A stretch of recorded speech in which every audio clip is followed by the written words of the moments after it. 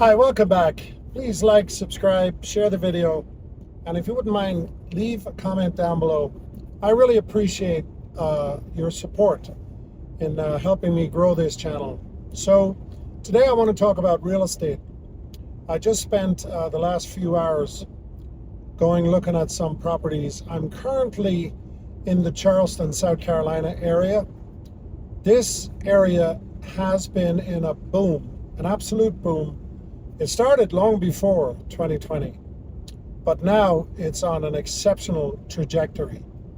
And for the first time since then, let's call it 2019, our supply of homes is actually increasing. Now the supply is up approximately 9% over last year. Now, that may not sound like a lot, and it's certainly not exposing any type of weakness in the market. But there are cracks. There are definitely cracks coming. And since I'm an investor, I'm looking for those cracks. I have some rental property here and in other places, but also the rental prices, although they have not I wouldn't call them dropped, but they do appear to be stabilizing. I do a lot of research on Zillow and other platforms, and I am definitely seeing cracks in the system. The inventory, I picked an area about 6 months ago, an area here called Mount Pleasant. And literally it doesn't matter what area you're in, or even what part of the country you're in. Some places will drop or go higher faster than others, but there are cracks everywhere. So since this is one of the hottest markets in the country, it's important that we focus on places like this. But anyway, I took Mount Pleasant about a year ago. The inventory of everything for sale, homes, condominiums, lots, land, acreage, all that kind of stuff. I just do a general search and I go by the top number. About 6 months ago, there was a 350 on average inventory available in that general little area. That's gone all the way up to 700 now. That's a big spike. Now, have prices come down? In some properties, yes, but not very much. Maybe 3%, 4%. I'm very, very aware now, what's currently going on now is sale prices and closing prices you have to be very, very aware of. So Zillow, most people don't actually focus on the houses that are sold. And if you're going to do your research, you really need to do that. For instance, there was one house that was listed. It was listed for about 90 days. And they had a listing price of $875,000, and it took a while for it to sell. That house a year ago would have been sold in a day, 2 days, maximum 2 weeks. But it took about 90 days to sell the house. The house finally sold, and I just found the sale price was $805. That's a big, big difference. So we are definitely in a buyer's market. I don't think we're in an investor's market just yet.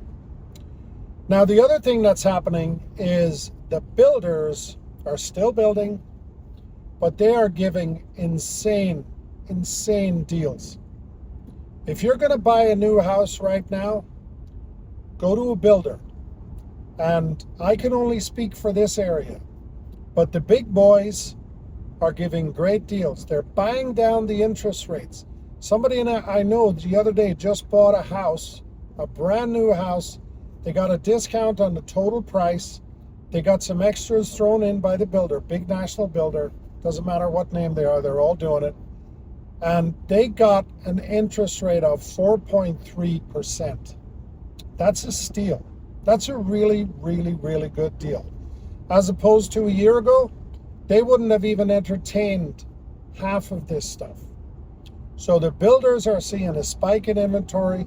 They also have a lot of land that they need to get it built, and they need to get rid of it because they know that it's coming. Now, there's another variable that's going on here, and nobody is paying attention to it. And I'm not political. This is not about politics. I don't want to talk about immigration and all that stuff. I'm just looking at this from a real estate standpoint. They're actually saying that approximately 2 million people have left the United States since the whole ICE raid thing happened. So obviously they're arresting people, obviously they're putting them in prisons, obviously they're being deported to all countries all over the world. Whether it's right or wrong, I'm not here to argue that. And please don't start talking politics. This is about real estate.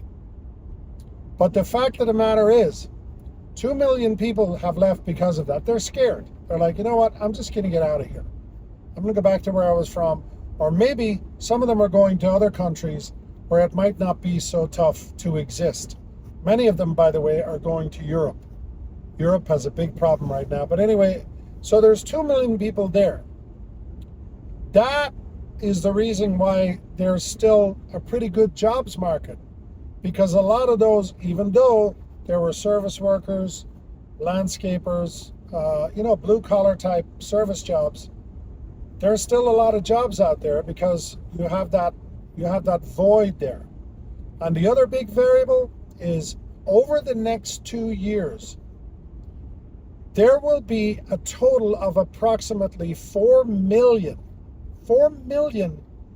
baby boomers retiring, number one, coming out of the job market, number two. They're going to be putting their homes on the market, and they're going to be downsizing. That's going to create a big giant inventory spike.